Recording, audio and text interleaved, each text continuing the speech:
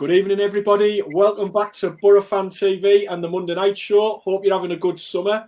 It's that time again, everybody. The football season is almost with us. And tonight we're going to preview the 2022-23 season. Joining me on the show, our opening show of the season, are David Campbell and Damon LaRoche. Welcome aboard, boys. You all right? Yeah, welcome back, everyone. I'm there. Good. Well, as I say, I hope you've had a fantastic summer, everybody. And fingers crossed, Chris Wilder and his squad this season are going to give us a season to remember. On tonight's show, we'll talk about Boro's transfer activity so far this summer. Remember, still a month to go of the transfer window.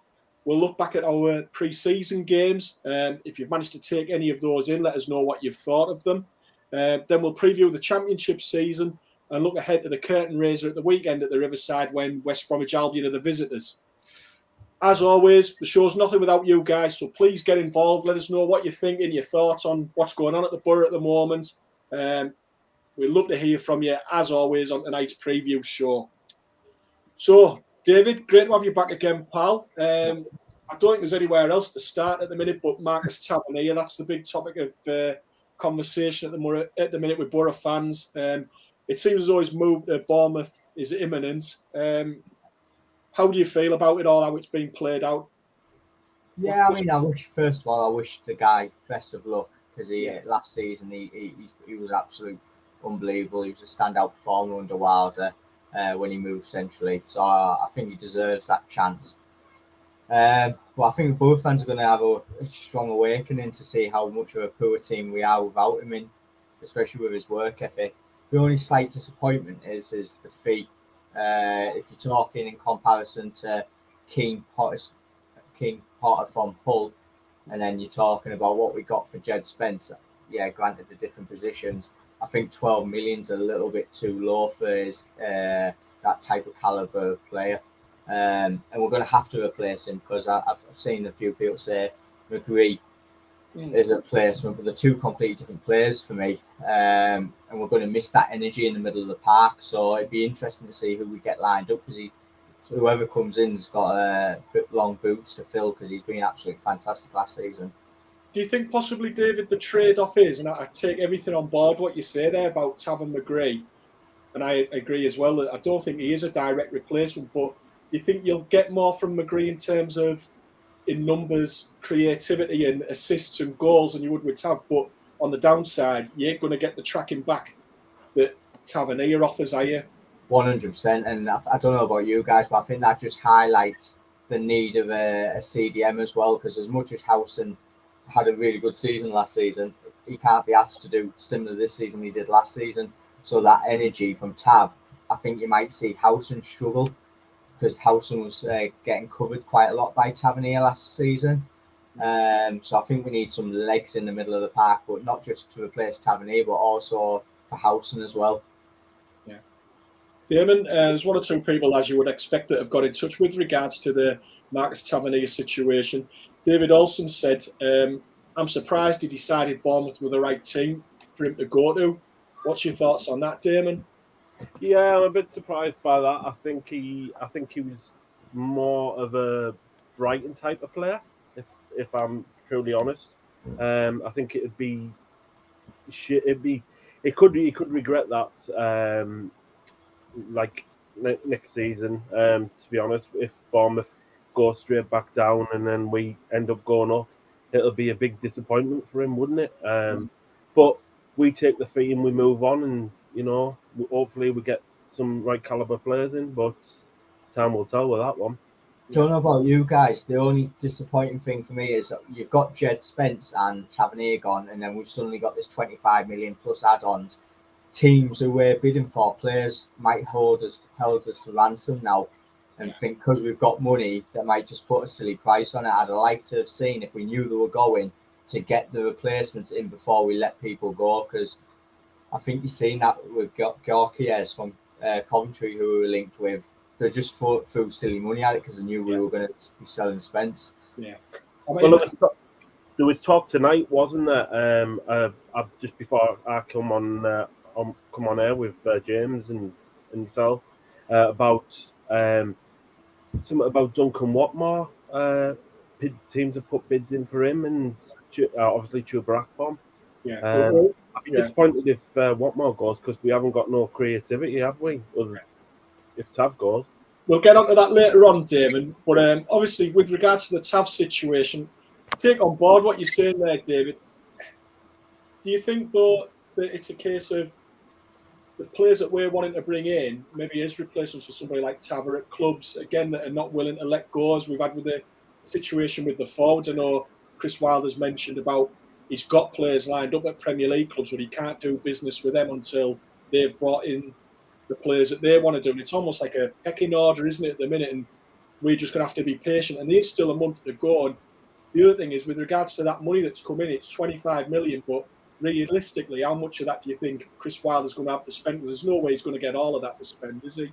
No, I think you've hit the nail on the head with the word patience, James. The only problems with the patience in if the clubs who we're trying to buy from don't sell, realistically, by the end of the window, if we leave it in the last week or so of the window, we might have played 7 or 8 games by that point, and these signings could be crucial in that to hit the ground running. And then they need to gel. It seems like I was saying to my dad when we went to the match against Marseille, it just seems like every summer we're rebuilding, but we're rebuilding late into the window. Yeah. And Wilder did say at the end of last season he was wanting to get his business done early. Now, yeah, we've got a few positions done early, but the main points and the main signings, the offensive, we're leaving late, and that's a bit of a worry to me. Yeah. Well, we'll talk about the forward situation at the moment, but obviously it's not been confirmed yet that Marcus Tavernier has gone to Bournemouth, but I'm sure you lads will echo this. And Damon, we're going to talk about somebody else that's left the club in a moment, but what you can say about Tav is you can't question his commitment or his attitude. I mean, he was in that game last Friday against Marseille when the rumours were really swirling about Forest and Bournemouth being into him. Put in a great performance on night, scored a goal, no issues with pre-season, he's been involved. You wish that lad nothing but success, don't you, Damon? Absolutely, he's first class. He's honestly, I met the guy in person. He always has time for a selfie with the kids and autographs and stuff like that. 100% commitment on and off the field, a bit like our captain as well, Johnny. He's the same.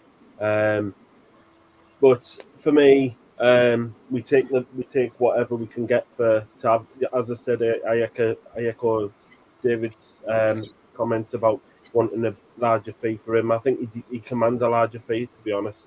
I think about 18 million would have suited us if we could have pushed that much. But in today's market, the silly offers branded here, there, and everywhere, isn't there? I mean, who would have thought Jed Spence would have worth 20 million? No one would have thought that, but it was, and we took that. So, yeah. Just think last time we sold a key player to Bournemouth, look how we got promoted. So, you believe in that type of thing. Yeah, you never know, mate. As Michael Pleasant, there's a lot of thoughts coming in from the fans. Some are saying that they're really devastated that Tav's gone, but Michael Pelham makes a point there. Tav was a good player, but 5 goals in 48 games. Yeah. And Neil Cowan on the flip side there, I think Tav covered about 15 kilometres during a game. Not a creative player, but a great engine, and we will undoubtedly miss that. But as we've all said, this will rumble on, and thoughts about Boro fans, there's a lot of people that are massive Tav fans, and then there's other people that are accepting that he's moving on, but I think everybody wishes him the best of luck for the future. Absolutely. Next player we'll talk about, David, Jed Spence, another transfer that rumble on all summer. It eventually got resolved about 2 weeks ago. What was your thoughts on the whole Jed Spence saga at the end? Just good riddance in the end. I thought, we all know David Daniel Levy works, and I thought it was going to get to this situation where we might end up lumbered with an unhappy player, and accept a reduced fee from what was speculated. But yeah, he's gone. He's got his move back to London. His agent is like the best agent in the world getting him that move. Look, I'm glad to see Conte doesn't want him as well. So that's interesting. But yeah, look, if we'd have accepted 2 million last summer, and considering we've got 12 million, fair play to the lad. He went out, did the business at Forest. And he's got that move, and it's good for us as a club. And to be honest, we actually want him to perform well, because those add-ons could be crucial for us bringing other people in. Yeah, well said, mate. What about you, Damon? You were often saying that you thought Boro would get a high fee for him, and they did. I think it maybe surpassed what a lot of people thought. What's your thoughts on Jed Spence and the move to Tottenham? Yeah, to be honest, for a player who didn't want to be here and Warnock sent him out on loan at the time, I think it was a masterstroke in the end. We got what we needed to get from him. We got the money, and we move on as we say. But the one thing that left me with a bit of taste in my mouth was the fact that he didn't mention us when he signed for Tottenham. He just mentioned Forest, didn't he? On what he'd done in that season. So it was it rubbed the Boro fans are a bit the wrong way, but it is what it is, I think. Do you think, in fairness, though, that's maybe his reaction to him? He's a human after all. He'll have seen stuff that's been put on social media by some Boro fans towards him, and he's just thought, they don't think a great deal of me, some of them. So he said, well, I'll just get my own back sort of thing by not mentioning them at all. Do you think there's some of that in it? Yeah, I think there's some of that, and I think there's obviously I think it's just a bit of banter from both sides, isn't it, really, towards the end. And then him and Warnock had this set to on Twitter, I think, has something to do with that. And there was a bit of banter going across there with how many cigars he'll end up with and stuff like that. So it was a bit of a joke, but we all move on, don't we? And hopefully we spend the money right. Yeah. Let's be honest, guys. We don't want players who don't want to be out of a club, do we? No. David, what's your take on that question from Warren Carter? Thanks for watching, Warren. He said, are we a selling club or not? What's your thoughts? Every team in the Championship's a selling club, regardless of it being Norwich, Middlesbrough, Blackpool. We all are. If big money, 10 million plus, comes from a Premier League team, unfortunately, Championship clubs are going to have to look at it, because you can rebuild your squad on £10 million. So I would say we are a selling club, and I think it's a bit naive if fans don't think we are, because that just shows they think we're at a stage where we're actually not. Damon, no player is bigger. No player is bigger than the club, absolutely. And you see these fees, Brandon E there and everywhere for players. Look, if a player wants to go, then his agent will sort that out. And that's the problem we've got in football, is too much agents involved in the player's business. But that's part and parcel of what it is. It's a different game now to past. Yeah. The problem I have, lads, is with the link for all these loans, and they're going to be expensive loans, which I understand, the theory of it. If we get promoted, then all well and good.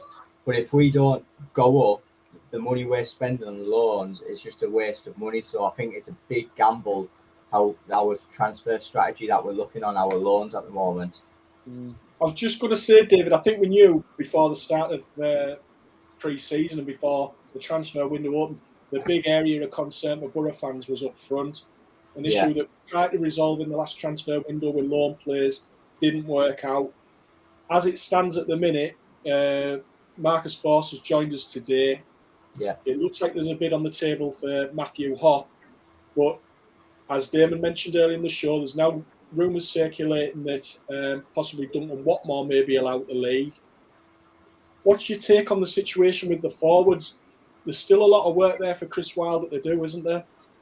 Yeah, we got it completely wrong last January, didn't we, with the loans of Balogun and Connolly and Sporora as well at the beginning of the last season. And it just seems like we might not have learned our lesson.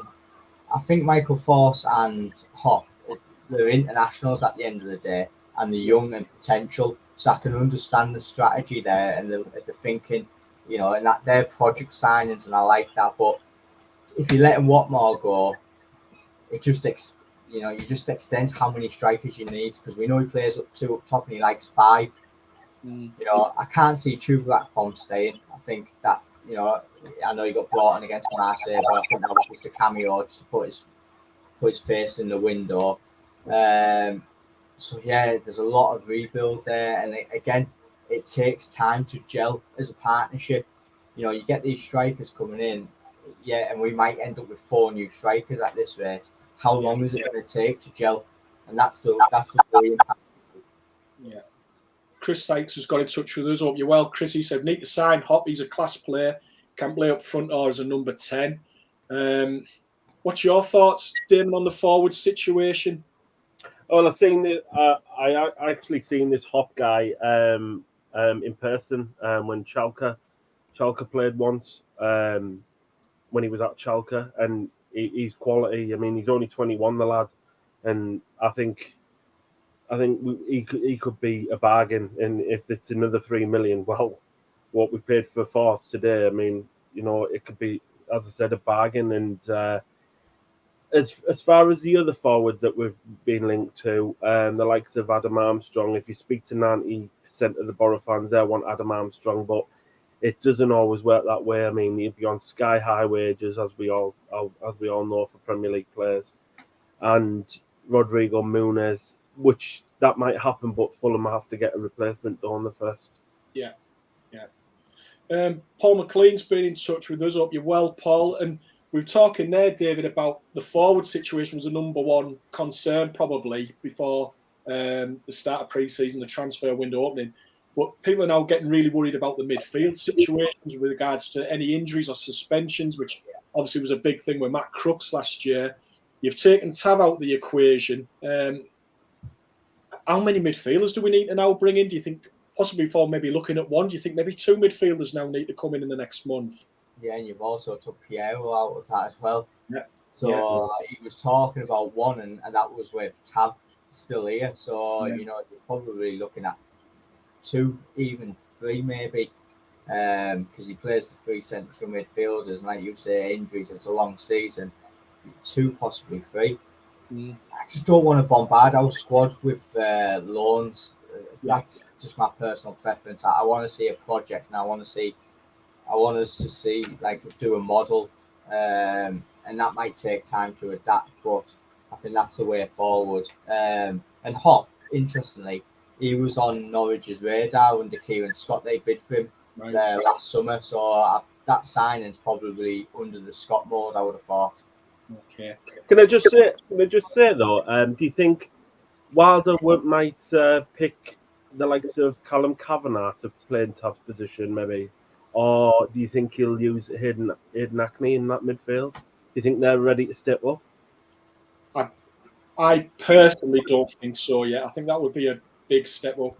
I think possibly like Sir Callum Kavanagh need loan football out. He went on loan to Harrogate last season, and I don't think he really pulled up any trees. And I think he would benefit more from another loan spell at a football league club lower down the levels rather than throwing him into a championship starting 11. I think that would just be a huge jump at the minute, but that's just my opinion.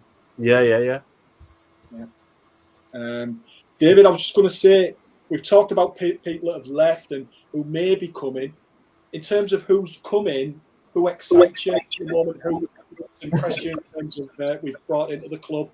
It's not going to probably be up there with the top signings, but Lenihan for me. You know, I think obviously a free transfer, international once again, but most importantly, he's a leader. And even when I was at Bishop Auckland, it was his first game and he'd only been signed a few days prior to it. He was not shy, and he was telling McNair and experienced guys in the team where to be position-wise, and he was not scared to bollock them. So I think we've been crying out for leaders for a while. Obviously, we've lost Bamber and Peltier, who had a bit of a voice. So I think he's going to be crucial for our defence. I don't know what your thoughts on the incomings. Yeah. God damn, what's your thoughts, mate? For me, I like the look of Ryan Giles, to be honest. His creativity against York City was second to none. Was it 3 assists he got? It was unbelievable. He's setting up goals left, right, and centre. Him on one side, Jones on the other. It'll be frightening. Pace. That's what scares teams in this league. And obviously, I'm happy with the Lenihan deal and on a free transfer as well. I might add that was class to get him, and then Zach Steffen. Well, yeah, that was unbelievable. I mean, even Wilder said himself, they don't hand 4-year contracts out to everyone, do they? So, no. Don't speak too soon, though. You know our record with goalkeepers. Well, yeah. Well, lads, we'll leave the transfer stuff for a little while now. We'll go and have a look at Boro's pre-season games. And the first outing was at Bishop Auckland, as you said, David. They beat the Northern League side 5-0. Making his first appearance that day was Tommy Smith, who at the time was a free agent, having left Stoke City. Yeah. We've now brought him in on a one-year deal, I believe. What's your thoughts on his acquisition? I think it's exactly what Jones needs, a bit of competition there, and he knows the league. He's also played in the Premier League, hasn't he, under Huddersfield, so he's an experienced head. He'll come relatively cheap, I would have thought, and if there's going to be times in the season where Jones needs a rest, and I think he's a perfect person who could just slip in, knows that role. You're not going to see him do all the assists and goals that Jones does, but to come in and do a job, I think he's a very good acquisition for relatively cheap. Yeah, I would agree with that. Damon, following on from that game, Boro's natty new away kit got its first airing at York City. And you mentioned there Callum Kavanagh and Sonny Finch got the other goal that night in a 3-2 win. I know I gave my thoughts on with regards to Kavanagh, but do you actually see the likes of Cav, maybe Finch, featuring on the bench early doors in the season with our squad being quite thin? I do, yeah, actually. I think he should give him a chance. That obviously, if we get the players in that we want, obviously he probably will go out on loan. But I think for the first few games of the season, maybe the Barnsley Cup game, I think he could be given a starting role in that game. I think he's decent. I think he's a decent young prospect, and that Sonny Finch lad. I mean, I don't know much about him, but yeah, he's. I watched a lot of the under 21s last year, and they were fantastic. So. Yeah. And David, after that, the team went on a week's training in Portugal. We were all entertained by Matt Crooks's video diaries, and I think he's got a career in that beyond football when he finishes the game. But the training camp seemed to go well. They've got a bit of a tonking off Braga, though. Did you read anything into that, or you just think it's just getting down to fitness and getting miles into the legs? Yeah, it's all about fitness and getting miles into the legs, and that was the same when we beat Marseille. People saying, "Oh, look, we beat a Champions League team," but yeah, we got thumped by a UEFA League Cup team in Braga. So no, it's all. I don't look at those results, and it doesn't mean anything to me. It's all on Saturday, really. Yeah. Damon, I know we spoke about earlier Ryan Giles and the 3 assists he got against Morecambe. He's going to be pivotal to our success this year. I don't want to put too much pressure on him, but obviously you've got Isaiah Jones on the other side of the pitch. It's going to add a little bit more balance to our team this season, isn't it? Absolutely. I mean, that's, as I said, just touched on it there about Ryan Giles and Isaiah Jones. It's pace that kills teams in this league, James, and I think it showed against Marseille that the Jones goal, especially the way he took it, was magnificent. It got us everyone out the seats, didn't it? So, I mean, it's looking positive for the season for sure, definitely. Yeah.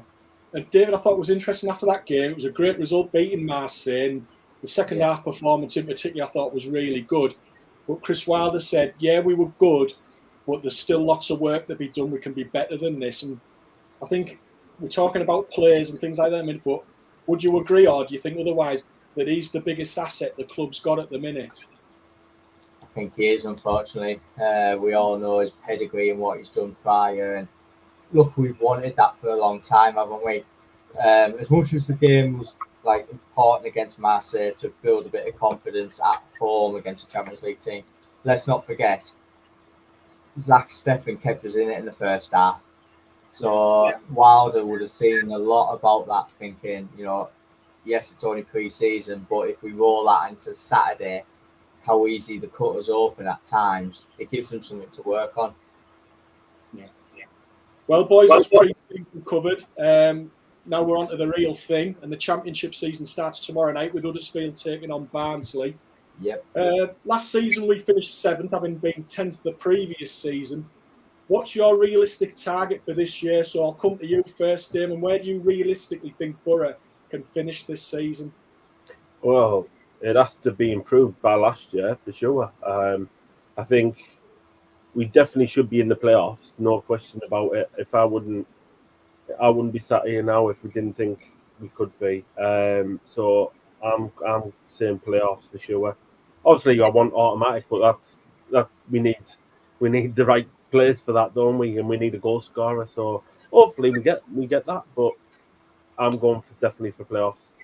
Yeah. Patrick Wheatley's in agreement, and so is Steve. They've both gone top 6.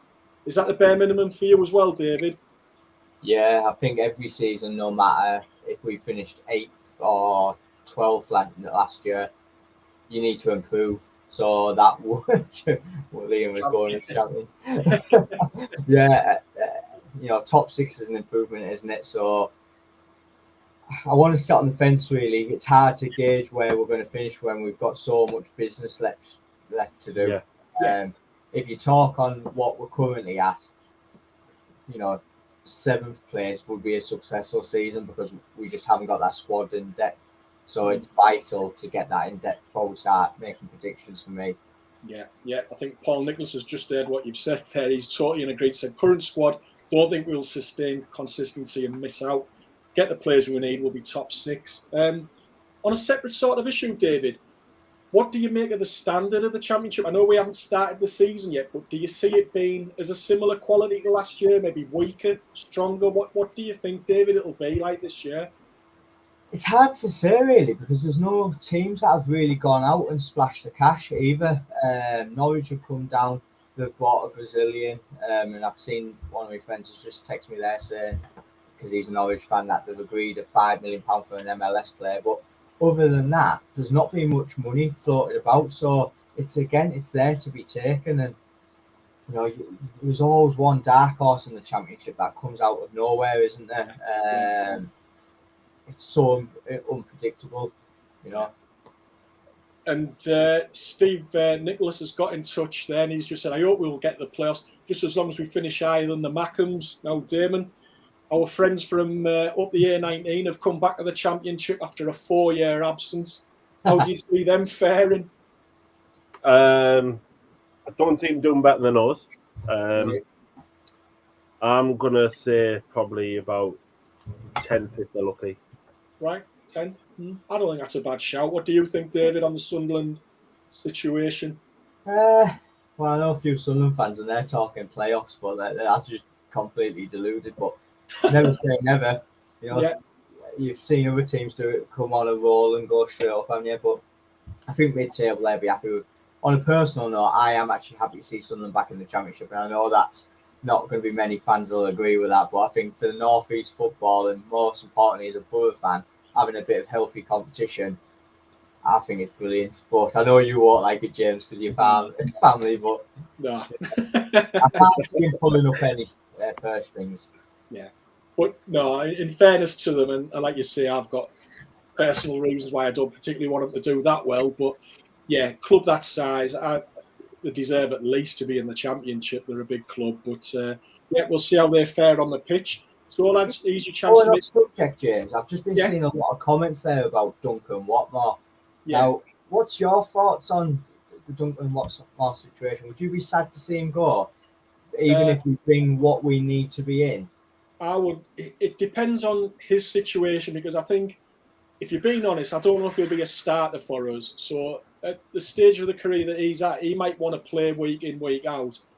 I don't think we can maybe offer him that possibility to be a starter for us. I'd love him to be someone we could bring off the bench every week, because I think he's fantastic coming off the bench. But whether he's happy with it, it's what, mate? Would you see it as a loss?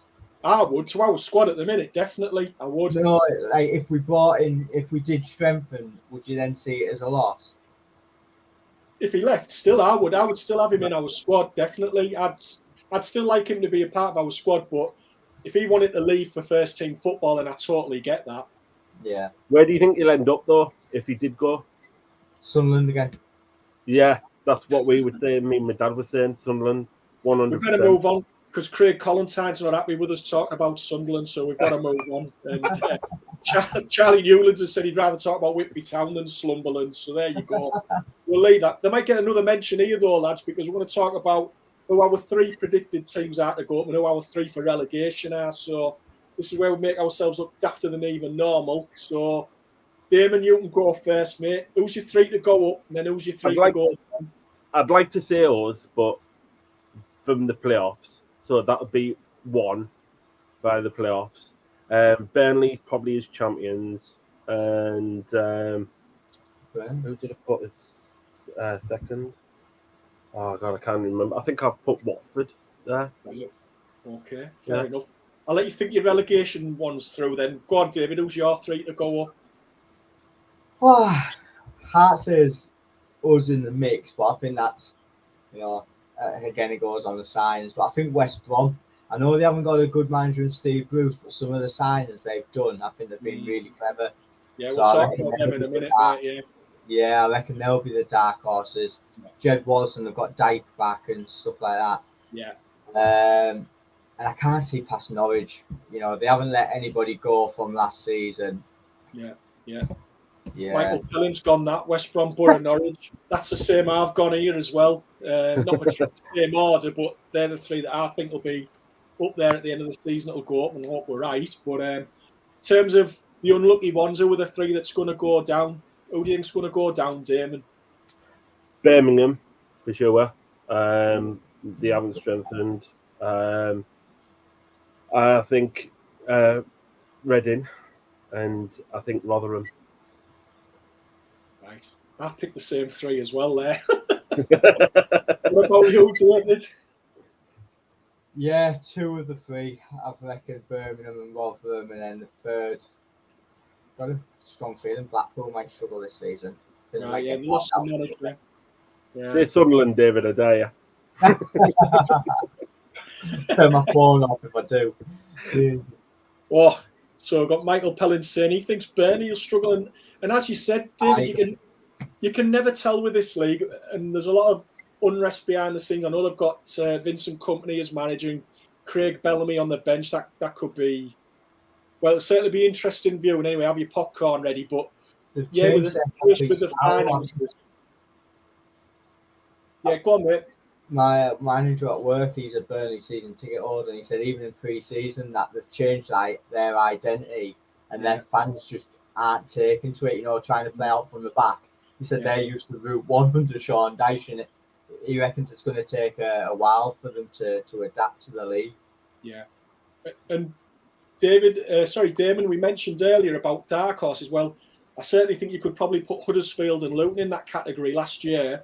Yet both of them managed to make the playoffs. So it is such an unpredictable league, both in terms of who could be down at the bottom, but who could also make it into the top 6, isn't it? Yeah, absolutely. And my neighbour over the road, because they've got Turkish owners now, Hull City could be thrown in there. They've made some shrewd signings as well. Who knows? I mean, they've let Keane Lewis Potter go, haven't they? So it's interesting to be seen who goes, who stays. Yeah. Well, all will be revealed, lads, over the next 9 months. But what we do know this weekend is it's Boro's first match of the season, and it gets away against, as we've spoken about, highly fancied West Brom at the Riverside.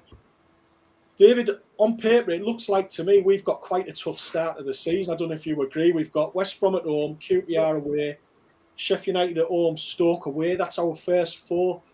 They're 4 really tough games to start the season up with, and especially if you haven't got what you would probably class as your whole squad put together yet either. Yeah, you hit the nail on the head there. I think that is the most important part to remember about those games is we're going to be putting players in who aren't match fit. And that's the worry. I'd like to see us start with a win against West Brom on Saturday, but it's going to be extremely hard with no strike force. Yeah. I mean, in terms of, we're just going to talk at the end of the show about predictions for Saturday, but with the squad we've got at the moment, what for you would be a fair return from those first 4 games with the squad we've got as it stands? 6 points. Right. Yeah. I echo that. Oh, yeah. Right. And Damon, I mean, Steve Bruce, as David said earlier in the show, he's endured quite a difficult start to his managerial career at the Hawthorns. but their fans will have high expectations. He only came down from the Premier League last year in 2021, so they'll be expecting a much improved season this year, won't they? There will be, and there'll be a force as well, James, because they've got some really good players. I mean, I like the look of Dean Garner, the winger. I mean, I don't know if he'll be playing Saturday. More than likely will be, but he's tough. And he's a defensive coach, is Steve Bruce. He knows how to get the best out of players. And I think it'll be tough. And it's a tough first few games of the season, James. And I think we'll be lucky to get 6 points from them opening games. Okay. David, Damon mentioned there about Dean Garner. They've brought in Jed Wallace. John Swift has come from Reading, another good midfielder. Then you've got Alex Moat, who came the year before from Barnsley. Do you see midfielders being like the key area, battlefield of that game on Saturday? Yeah, I think most championship games are decided by the midfield battle. I don't know if that's just obviously because I play midfield myself and look into it and analyse it a bit more, but it seems to be whoever wins that midfield battle will be on top of the game. They've even got like Cedric Keeper, the centre half. They're just solid up throughout. I just think if they'd had a better management appointment, everyone would be tipped to go up. But because it's Steve Bruce and because of his negative tactics, I think they'll be dark horses and come under the radar.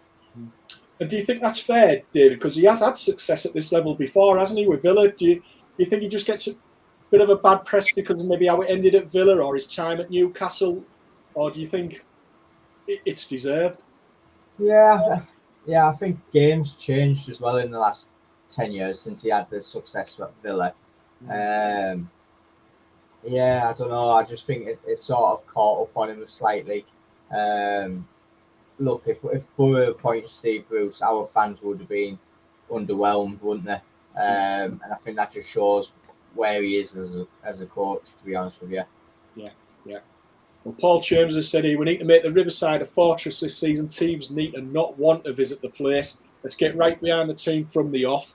With regards to support and getting people in the ground, I think the club have sold round about, Damon, the 20,000 mark in terms of season tickets. Right. But what's your thoughts, lads, on the ticket pricing for walk-ups? What do you make of that? Or do you think it's fair play, bearing in mind that we've had the COVID years where the club were getting no money in? You have to make the books balance somehow. What's your thoughts on the ticketing arrangements in terms of the walk-up prices? Do you want to answer that first, Damon? Yeah, well, for me and my dad, because we walk up and pay the prices, we pick and choose the games that we go to. It's a bit ludicrous in terms of pricing. I think it's more ludicrous for the shirt prices, the kit for starters, because it used to be £40, and I think I paid 56 with delivery to get it delivered to my house. So that's ridiculous, I think, as well. But an £18 it's going to be for the Barnsley game for the League Cup game, walk-ups, yeah. So I think they are ripping people off in one aspect, but you've got to look at it, as you said, James. COVID era's happened, stuff's gone up with government stuff, so they've probably got to make some sacrifices, haven't they, here and there. What's your thoughts, David? Yeah, I mean, the inflation for an extra couple of pounds for it, you sort of expect it after what the club's been through with the COVID pandemic and what have you. You need to take away from the fees that we've just received for the transfers, because obviously we're going to be putting that back into the club. But for me, the biggest disappointment, and this has been before COVID, is when you compare our prices in our area for like lack of work, and you compare it to the likes of Blackburn, what they charge for walk-ins, and we're significantly higher. And we were paying that under the bad times, under Woodgate, under Pulis, under Warnock. And I think we just need to look at what other clubs are paying and then put it on a level playing field, because I think it's a bit too high. Do you think it sort of comes with the wage bill that we've got, though, and they have to try and find a way to balance the books? You could say, yeah, maybe. Yeah, you could maybe say so, but we haven't seen the entertainment for value for money, have we? On the back of that. Yeah, fair point. Yeah. Well, we might be getting entertained a quarter Liam Wild, because not only has he got us down to be champions this year, but he's saying we're going to get 12 points from our first 4 games. Charlie Newland has just got a bit more of a measured response. He said 10 points would be a great start, and I don't think anyone would doubt that. So, lads, we'll just take it one game at a time with regards to results, and that's Saturday, West Brom at home. So, what's your predictions for Saturday, the season opener against West Brom? Come to you first, Damon. 2-1 start off with. So, want my Boro? Yeah, of course. Anything else, James? Good man. And how about yourself, David? I'm taking a draw. Yeah, I think I'll be more than happy with a draw. Yeah, I think that's Paddy Wheatley's got 2-0 Boro. I think it's just important you don't lose the first game, isn't it? You've got to get something on the board and just get going. You just don't want to get beaten that first game, do you, David? No, and then you've got another week to see if you can pull another player in from somewhere as well, haven't you? So, yeah, I think it's important. I might have that little bit on force to get a brace. Well, yeah, be interested to see who's involved. Yeah, there's a lot of optimism out there amongst Boro fans, and we hope that's reflected in the score at the weekend, and Boro can make a winning start to the season. Unfortunately, Boro fans, that's all we've got time for on this week's show, our opening show of the season, and what we hope will be a memorable season for the Boro. We'll be back with the Monday night show next week on Monday at 7 o'clock, where we digest the opening game against West Brom and also talk about the latest ongoings with regards to the transfers coming in and going out the club. But until then, from us all at Boro Fan TV, thanks for watching. Have a good week. Take care of yourselves, and up the Boro. Up the Boro.